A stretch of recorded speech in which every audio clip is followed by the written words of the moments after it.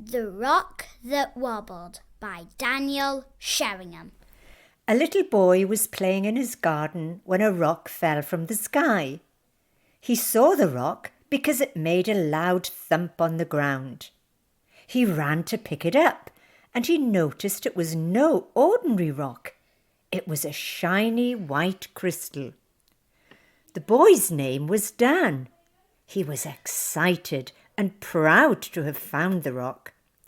Dan walked slowly to show his mum, but he tripped over a stick and the not-so-ordinary rock wobbled in his hands. It was about to fall to the ground, but Dan just caught it like a cricket fielder at gully. Mummy was in the kitchen making some soup for dinner when Dan walked in. Mum, I found a crystal! Shouted Dan, holding the rock up in the air like a trophy. Where on earth did you find that? Asked Mum. It fell from the sky, replied Dan. The sky? Echoed Mum. Yes, but it's a bit dirty, so I think I'll put it in the dishwasher. Dan put the crystal in the bottom rack of the dishwasher. Then he helped set the table for dinner. After dinner, Dan helped Dad put the dishwasher on. When they took the crystal out, it was nice and clean. It was very spiky, like a hedgehog, with black flecks inside the pointy crystals. The base was brown with a rough surface. Dan decided to keep the gleaming crystal on his bedroom windowsill so that people could see it and marvel at the amazing sight. One day, the doorbell rang, and Dan rushed to open it. "Hello there, my name is Flash Jordan," said the stranger, who was wearing a hat with a camera on it and a fossil suit. "I'm a geologist." What does that mean? Asked Dan. "It means I study rocks, especially minerals and crystals. I saw your amazing crystal in the window and I'd like to take a closer look at it." Dad made Flash a coffee while Dan went to get his crystal. The man got out a mini telescope and studied the crystal for 2 minutes.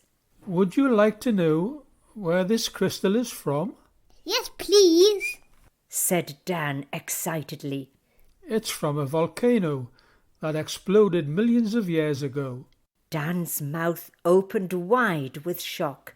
"This volcano erupted when dinosaurs were still alive. It was an underwater volcano that caused the sea to bubble. Inside one bubble, this crystal was formed," recounted Flash. Can I ask you a question? Said Dan. How did it get into my garden? "We can only assume the bubble that formed this crystal had been floating around in space for over 65 million years, and perhaps an alien spaceship popped the bubble, sending the rock wobbling fast down to Earth and into your garden." Wow, that's cool, said Dan. Dad gave Flash his coffee in his cycling mug because it's big. "Oh, don't drink it too fast," said Dad. Just then, Mum arrived back from work.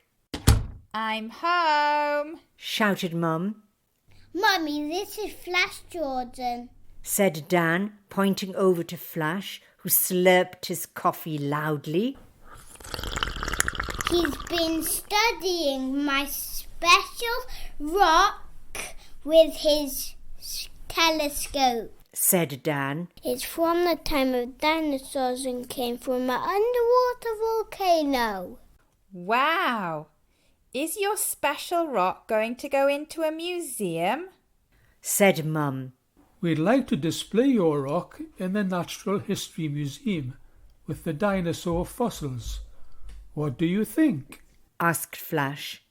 Can it be covered by a glass dome? suggested Dan. "If you like," said Flash as he finished his coffee. Yes, I would. Flash arranged a special helicopter to take Dan and his rock to the Natural History Museum in London. Dan chose to take Dad with him because Mum was a doctor and had to go to work and look after people with coronavirus. Dan and Dad got into the helicopter with Flash and the propeller started to spin. Up and up they flew. We're so high in the sky, Dad, said Dan. Maybe we'll see another rock falling from space, joked Dad. After about 45 minutes, Flash announced that they were nearly there. They landed on the roof of the Natural History Museum. They got out with Dan clutching the precious rock in a special bag. Come in here, said Flash, opening a big door that led to a staircase. Down and down they went until they reached the bottom. I've got a big surprise for you, Dan, said Flash. Are you ready? Yes, I'm always ready. Suddenly, the wall slid away, revealing an incredible sight. The Queen of England sitting on her throne, wearing her shiny crown. Well, hello there, young man. What have you got for me? She said. I've got a special crystal for you, said Dan, and he opened his bag and carefully removed the precious rock. Dan walked slowly over to the Queen and placed the crystal in her hands. The Queen stared at it for a long time before announcing 3 words. This is amazing. Everyone clapped. What can I give you in return, Dan? said the Queen. Please may I have a sword? Asked Dan politely. Yes, I will give you a knight's sword, if your father will allow you. It would be my honour, Ma'am, said Dad. The Queen gave Dan a real knight's sword. Young man, you are now the king of knights, she proclaimed. Everyone clapped again, and Dan felt really proud. He just wondered when he would get fitted for his suit of armour. The end.